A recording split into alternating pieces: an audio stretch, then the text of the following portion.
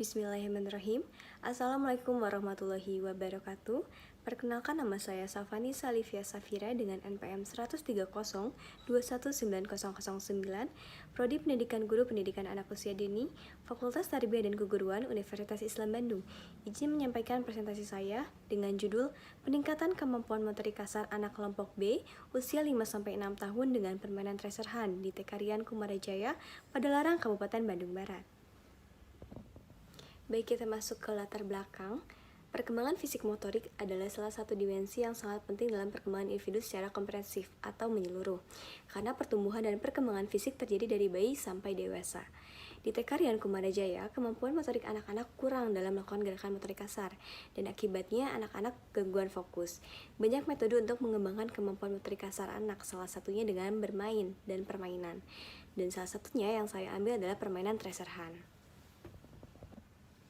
Selanjutnya, tujuan penelitian. Yang pertama, mengidentifikasi kemampuan motorik kasar anak sebelum diterapkan permainan tracer hand.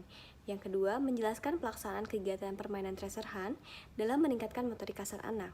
Yang ketiga, mengidentifikasi hasil kemampuan motorik kasar anak setelah diterapkan permainan tracer hand. Dan yang keempat, mengidentifikasikan perbedaan motorik kasar anak sebelum dan sesudah menggunakan permainan tracer hand. Dan yang terakhir, mengidentifikasi pengaruh permainan tracer hand terhadap motorik kasar anak. Kita masuk ke landasan teori. Poin pertama, anak usia dini. Menurut Yuliana Sujiono 2014, menyatakan bahwa anak usia dini adalah anak yang baru dilahirkan hingga usia 6 tahun. Yang kedua, gerak. Dalam ilmu fisik, gerak diartikan sebagai suatu proses perpindahan suatu benda dari suatu posisi ke posisi lain, atau dari suatu tempat ke tempat lain yang dapat diamati secara objektif. Yang ketiga, motorik kasar. Motorik kasar adalah bagian dari aktivitas motorik yang mencakup keterampilan otot-otot besar, misalnya merangkak, tengkurap, mengangkat leher, dan duduk. Permainan. Menurut Freeman dan Munanar, mengidentifikasikan permainan sebagai suatu aktivitas yang membantu anak mencapai perkembangan yang utuh, baik secara fisik, intelektual, sosial, moral, dan emosional anak. Yang terakhir, tracer hand. Permainan tracer hand menyatakan permainan ini adalah suatu metode yang bertujuan untuk menemukan objek-objek yang mewakili konsep-konsep dalam pembelajaran, atau bisa disebut mencari harta karun. Baik, kita masuk ke metodologi penelitian. Jadi penelitian ini menggunakan kuasi eksperimen dengan menggunakan rancangan penelitian Non-Effect Correlate Control Group Design atau rancangan tes awal tek akhir di TK Rian Kumarajaya, usia 5-6 tahun dan populasinya adalah 14 orang. Penelitian ini menggunakan instrumen lembar tes praktif langsung tentang motorik kasar dan permainan tracer hand yang dimulai dari bulan Mei 2023.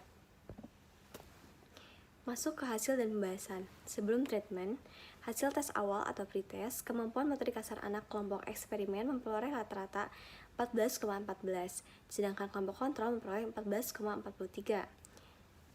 Sesudah treatment, dari hasil tes akhir atau post-test, pada kelompok eksperimen memperoleh rata-rata nilai sebanyak 17,00, sedangkan kelompok kontrol memperoleh rata-rata nilai sebanyak 15,14, di mana terjadi penurunan dari hasil sebelumnya. Baik, kita masuk ke tahap pelaksanaan.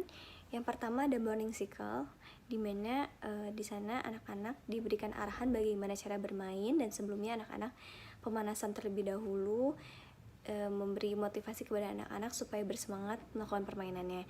Yang pertama kita masuk ke pos 1. Pos 1 itu anak-anak melakukan kegiatan menangkap dan melempar bola. Pos 2, anak-anak melakukan kegiatan loncat ke dalam hula hoop. Pos 3, anak-anak berjalan di atas papan titian.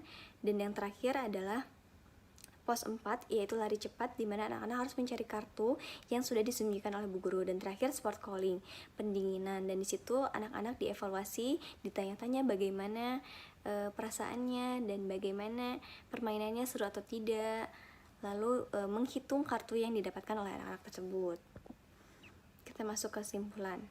Berdasarkan analisis data pada kemampuan motorik kasar anak mengalami peningkatan melalui permainan tracer hand, di mana hal tersebut dapat dibuktikan dari analisis data mengenai hipotesis dalam penelitian ini melalui perhitungan sig 0,00 kurang lebih 0,05, sehingga HA diterima dan terbukti benar. serta terdapat perbedaan dari hasil post-test kelompok eksperimen lebih besar, yaitu sebanyak 17,00, sementara post-test kemampuan kontrol diperoleh nilai sebanyak 15,14, sehingga dapat disimpulkan permainan tracer hunt lebih efektif digunakan untuk mengembangkan motorik kasar anak. Baik, terima kasih. Kurang lebihnya mohon dimaafkan. Wassalamualaikum warahmatullahi wabarakatuh.